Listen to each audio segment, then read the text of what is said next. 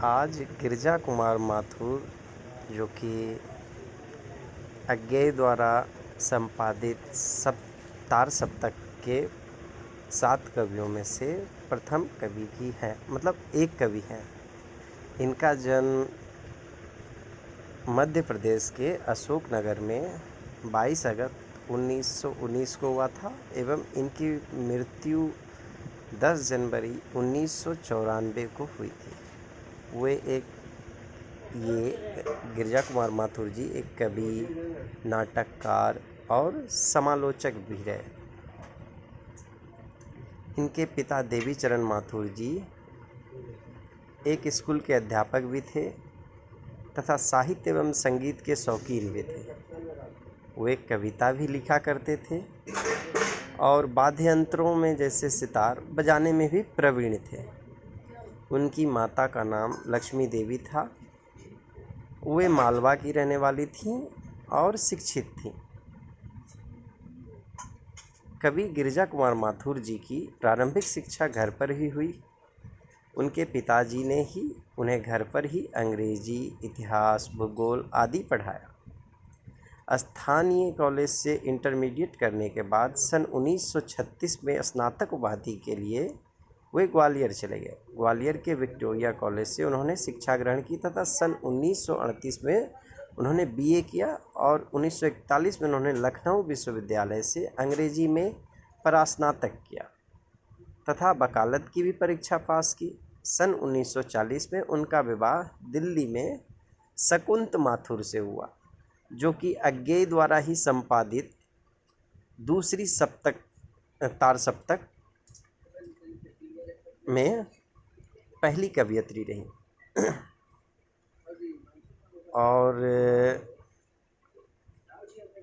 गिरिजा कुमार माथुर जो all India radio से भी जुड़े रहे और साथ ही साथ अंग्रेजी और उर्दू के वर्चस्व के बीच उन्होंने हिंदी को भी पहचान दिलाने में खासी मशक्क़त कह सकते हैं किया। और इनका जो एक हम कह सकते हैं कि ऑल इंडिया में रहते हुए, ऑल इंडिया रेडियो में रहते हुए इन्होंने एक बहुत महत्वपूर्ण कार्य किया कि जो रेडियो काल जो कह सकते हैं, एक प्रकार से रेडियो काल कह सकते हैं।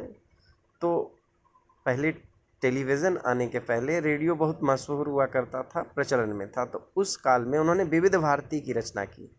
विविध भारती उन्हीं की संकल्पनाओं का मूर्त स्वरूप है।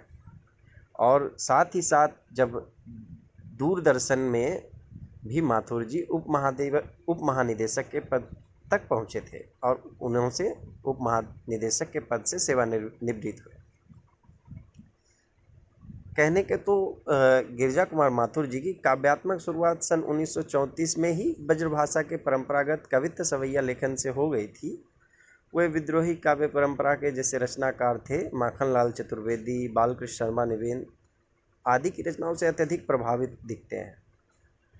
और इन्होंने अपने प्रथम संग्रह काव्य जो 1941 में प्रकाशित हुआ था, मंजीर, इनकी भूमिका को उन्होंने निराला जी से लिखवाई। इनकी रचना का प्रारंभ जो कह सकते हैं द्वितीय विश्व युद्ध की घटनाओं से उत्पन्न प्रतिक्रियाओं से युक्त था तथा भारत में चल रहे राष्ट्रीय स्वतंत्रता आंदोलन से भी प्रभावित था।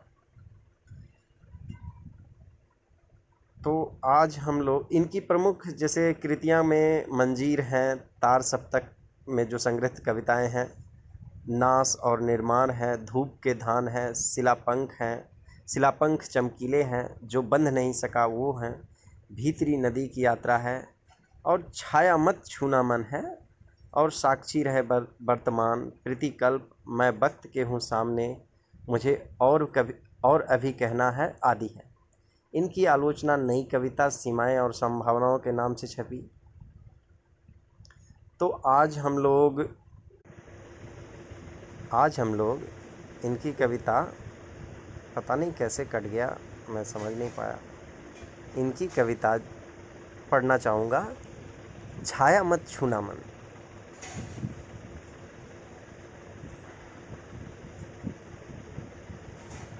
लिखते हैं, गिरिजा कुमार माथुर जी की कविता है यह, जिसका जीवन परिचय मैंने अभी दिया है।